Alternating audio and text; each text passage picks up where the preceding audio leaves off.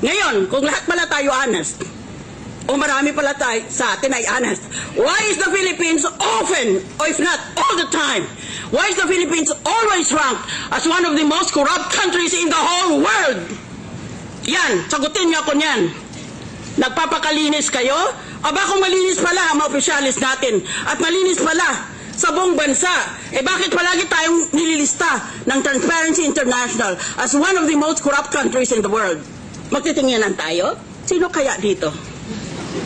That is a problem with this country. We're all for honest government, and yet the world condemns us as one of the most corrupt countries in the world. That's why it is difficult to win in any international election, in any international campaign, because the Philippines, among others, has a reputation of being a corrupt country.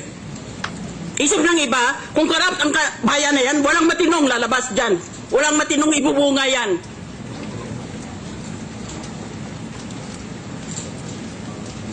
Bawat isa ba sa inyo, walang sala tungkol sa SALN?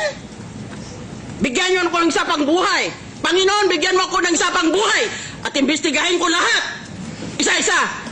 Dito sa Senado at sa House of Representatives. Tignan natin. Pati sarili ko, imbestigahin ko. Order, please. Ang daming loopholes ng SALN na yan. Ba't hindi kayo umimik noon? Ba't ngayon bigla na lang kayong so exercised about a loophole? Well, if that is the case, then let us all just put our assets in dollars and know the purpose of the SALN will be perverted or corrupted. That is true. But what about all the other loopholes? Bakit ngayon lang kayo nagalit tungkol sa loophole na yan? Bakit doon pa? Dahil yung iba sa atin, dinagamit yung mismong loopholes na yon. Hindi lang sila ma-impeach. Bayan, kayo ang maghatol sa ginagawa dito sa impeachment trial.